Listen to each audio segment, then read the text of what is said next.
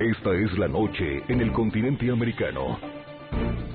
Cuando amanece en Europa y cae la tarde en Asia, así cae la noche en el continente americano y transcurre la mañana y la tarde en el resto del mundo.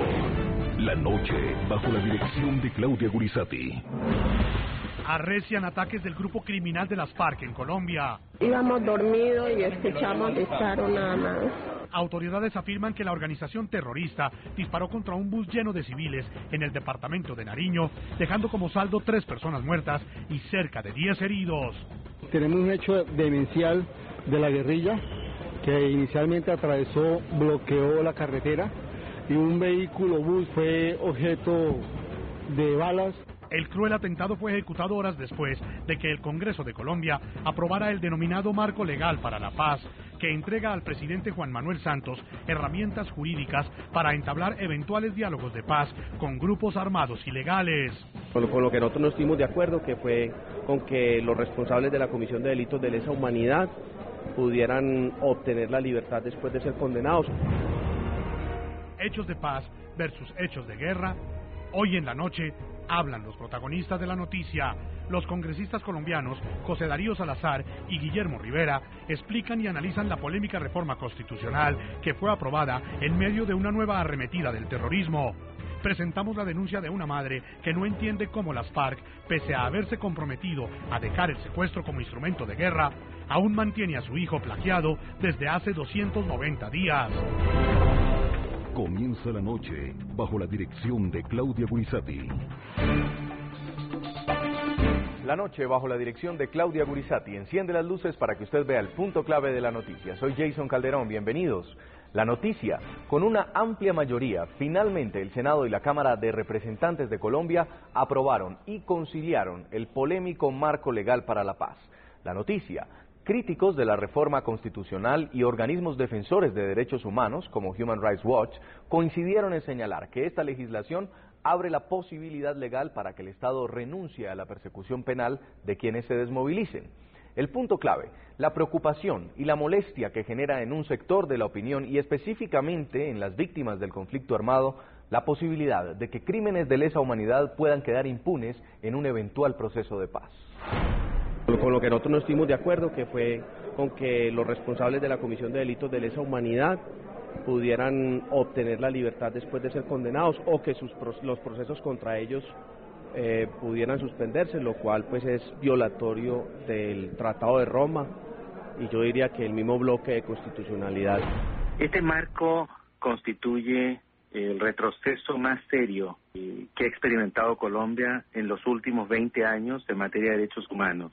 Es perfectamente comprensible los anhelos y los deseos de paz para Colombia, pero el precio es impunidad total, y creo que eso no solo vulnera los derechos esenciales de las víctimas, sino que construye una sociedad que no es justa.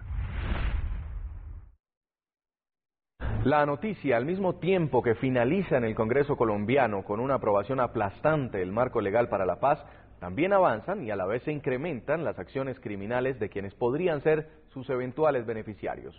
En las últimas horas, el grupo terrorista de las FARC atacó un bus lleno de civiles en el departamento de Nariño, en el sur de Colombia. El saldo mortal que dejó la incursión fue 3 muertos y cerca de 10 heridos. Tenemos un hecho demencial de la guerrilla que inicialmente bloqueó la carretera y un vehículo bus fue objeto de balas, fue hostigado, fue rafagueado. Los manes se armaron y él pegó el salto y nos encendieron a plomo a todos ahí. El Congreso de Colombia aprobó el Marco Legal para la Paz después de 8 debates, tanto en la Cámara de Representantes como en el Senado de la República.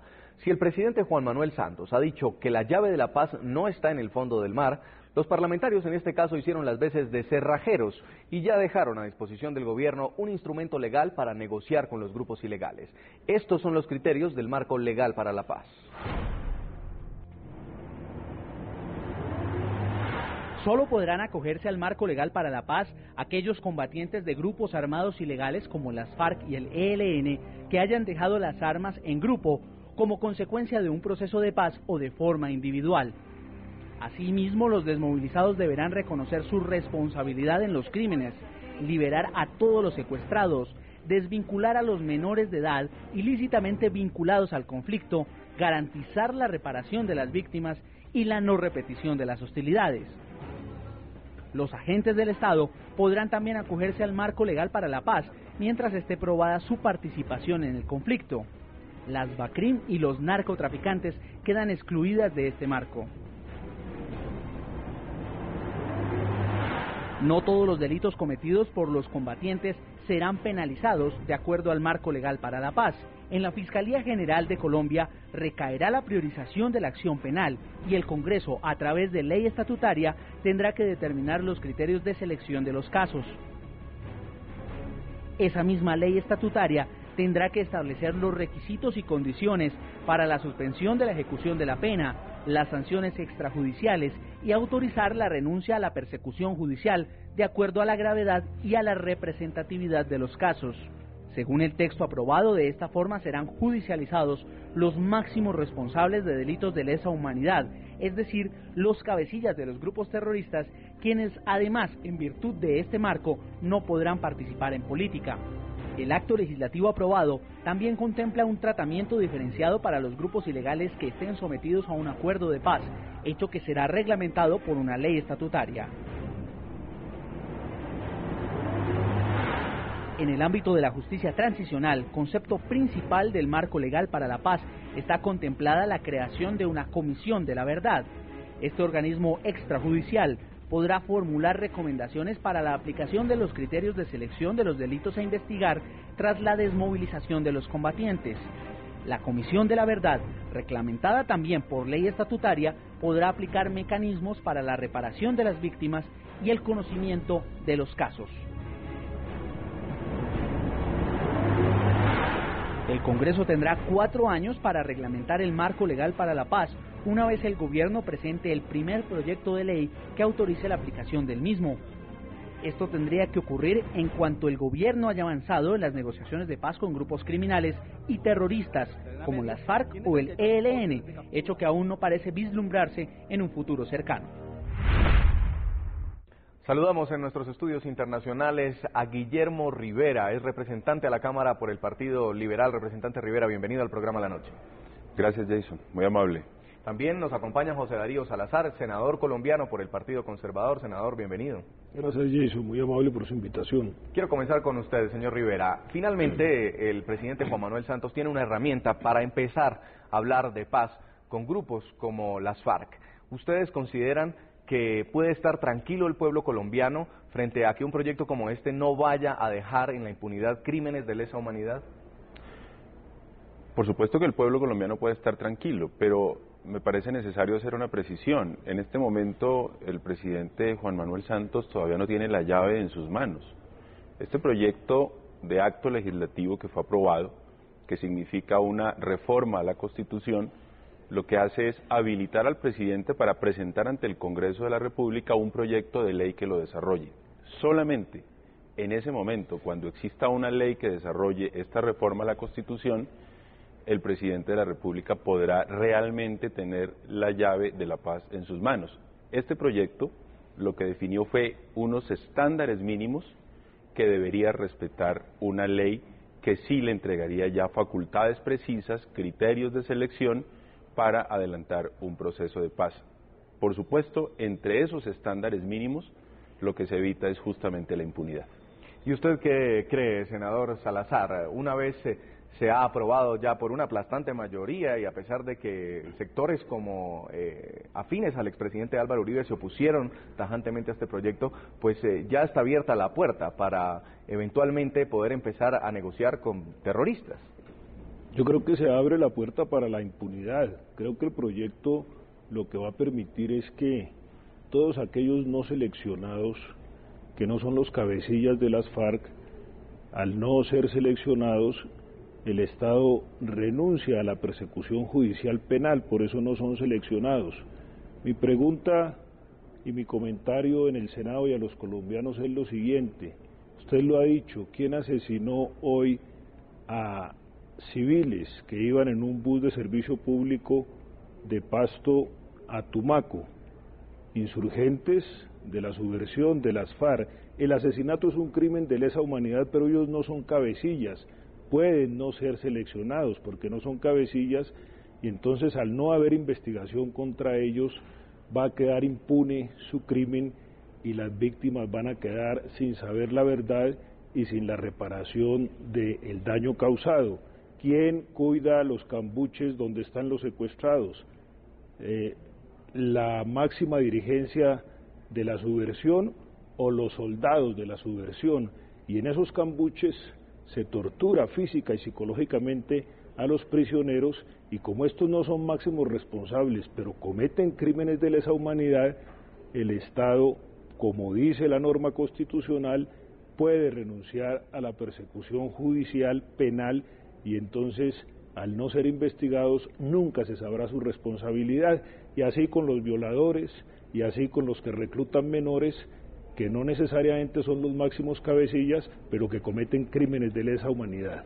Representante Rivera, ¿es un riesgo que tiene que asumir Colombia para poder llegar al fin a la tan anhelada paz como lo está exponiendo el senador Salazar? Por supuesto que los colombianos en su inmensa mayoría aspiramos a que este conflicto algún día termine y podamos vivir en paz, pero me parece que se están diciendo cosas que no son ciertas. El senador acaba de decir que criminales de lesa humanidad van a quedar impunes. El proyecto de acto legislativo justamente lo que está planteando es que se podría renunciar a la acción penal de los no seleccionados, y justamente los que van a ser seleccionados a través de los criterios que la propia ley disponga son los criminales de lesa humanidad. Por esa razón yo insisto en que no habrá impunidad. Los criminales de lesa humanidad tendrán que ser investigados, tendrán que ser sancionados, y los no seleccionados serán justamente los que no hayan cometido ese tipo de crímenes, es decir, ni genocidio, ni crímenes de lesa humanidad, contra quienes, sin lugar a dudas, habrá una investigación y una sanción.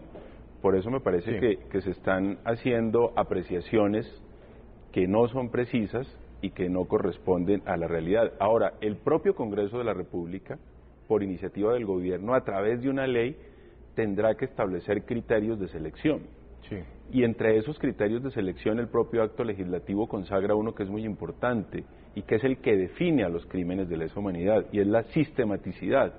Un crimen de lesa humanidad se configura no solamente por el tipo de crimen, sino por la sistematicidad con que se comete.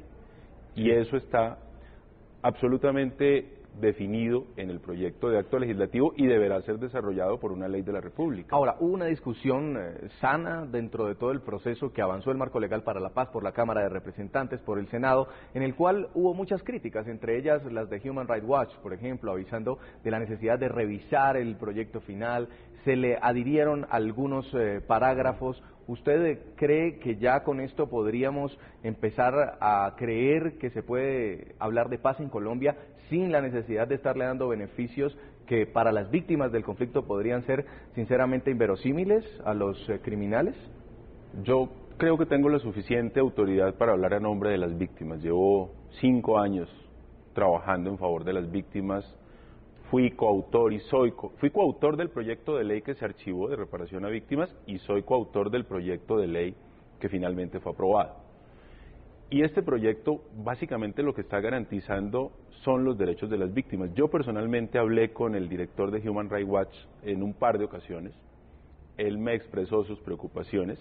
Fruto de esas conversaciones, entre otras cosas, por ejemplo, incluimos el desarrollo a través de una ley estatutaria de este proyecto de acto legislativo, y eso tiene un aspecto muy importante, y es que ese proyecto de ley o esa ley no entrará en vigencia hasta tanto no sea revisada por la Corte Constitucional, porque los proyectos de ley de carácter estatutario, antes de entrar en vigencia, requieren la revisión de la Corte Constitucional. Y la Corte Constitucional colombiana se ha caracterizado por ser una defensora a ultranza de los derechos de las víctimas, una defensora a ultranza de los compromisos internacionales que Colombia debe honrar, entre otros, el de investigar y sancionar los crímenes de carácter internacional como los de lesa humanidad y el crimen de genocidio. Luego, los colombianos pueden tener la plena seguridad de que esta ley que desarrollará este proyecto de acto legislativo que fue aprobado ayer será revisada de principio a fin por la Corte Constitucional, sí. Y esta seguramente no le dará su aval, su criterio de exequibilidad hasta tanto no tenga absoluta certeza de que los compromisos internacionales Colombia los está honrando en ese texto. ¿Usted cree lo mismo, senador Salazar? ¿Es constitucional este proyecto tal como está, si aprobado? Quiero expresar dos referencias al honorable representante. Nadie tiene más autoridad que las víctimas para hablar de las víctimas. En la plenaria del Senado de la República, el día que se aprobó el proyecto, Clara Rojas, víctima de un inhumano secuestro que duró muchos años, le pidió al Senado de la República y al Congreso que no aprobara este proyecto porque iba a generar impunidad, simplemente para dar un ejemplo. Y frente al tema de la sistematicidad, pues qué más sistematicidad que 40 años de secuestros, 40 años de reclutamiento, 40 años de asesinato, 40 años de homicidios. Necesitamos más para hablar de sistematicidad y me parece por supuesto que las víctimas van a ser revictimizadas, porque al renunciar no seleccionando a criminales, la víctima nunca sabrá la verdad, nunca podrá ver en la calle mañana a su secuestrador, a su violador, a quien lo reclutó, a quien le mató a su papá o a su mamá y decirle a la justicia, ese fue el criminal que atentó contra mi familia, y la justicia le puede decir, me da pena pero no fue seleccionado, porque este acto legislativo habla de la selección de los máximos responsables, que entre otras cosas, con este acto legislativo podrían, como lo sabe el honorable representante, no pasar un solo día en la cárcel, y me refiero a los máximos, a Iván Márquez, a Timochenko, a los del ELN, a los máximos responsables de los grupos subversivos. Sí. Esos podrían no pasar un solo día porque se suspenderá la ejecución de la pena, si ya están condenados, y los no seleccionados quedarán impunes simplemente porque no habrá investigación contra ellos. En las últimas horas, Nariño y Cauca volvieron a soportar los ataques del grupo terrorista de las FARC. De nuevo, una mujer embarazada y 3 menores de edad quedaron heridos por las balas de los criminales que atacaron sin contemplación un bus de servicio público que viajaba por las carreteras del suroccidente colombiano. Miércoles 20 de junio. Las FARC bloquearon la carretera que conduce Barbacoas con Tumaco, ambos municipios del departamento de Nariño, y atacaron un bus de transporte público. La acción terrorista dejó 4 muertos y 7 personas heridas, según la Policía de Colombia. Entre los lesionados hay 3 menores de edad y una mujer embarazada, todos en condición crítica. No hubo ni enfrentamiento con la fuerza pública en el sitio, no hubo fuego cruzado, no hubo combate. Sencillamente estos delincuentes atacaron a un bus con ciudadanos, con 33 ciudadanos. En el Cauca, presuntos guerrilleros de las FARC atacaron el municipio de Toribío. 2 policías resultaron heridos en el asalto. Martes 19 de junio. Un supuesto comando de las FARC activó una carga explosiva que estaba escondida en una bicicleta al paso de una camioneta de la policía que se dirigía a cumplir con un puesto de control en el occidente de Popayán, capital del departamento del Cauca. 8 uniformados y 4 civiles resultaron heridos, además de afectar algunas viviendas y automóviles en el sector. Horas antes, también terroristas de las FARC destruyeron un puente en la vía panamericana a pocos kilómetros de Popayán. La estructura fue afectada por una bomba y ocasionó un grave caos vehicular. Lunes 4 de junio. 2 policías, una mujer de 63 años y un bebé a punto de nacer resultaron muertos. Es el saldo que dejó un atentado de las FARC contra la población civil en el municipio de Montañitas, Caquetá, sur de Colombia. Sábado 2 de junio. 8 policías resultaron heridos al caer en un campo minado en área rural del municipio de Roberto Payán, en el Pacífico, del departamento de Nariño, suroccidente colombiano. Según los reportes de las autoridades, los uniformados ejecutaban operativos contra cultivos ilícitos cuando cayeron en un campo minado de las FARC. Uno de los 8 lesionados presenta heridas de consideración que lo llevarían a perder sus extremidades inferiores, explicaron las autoridades.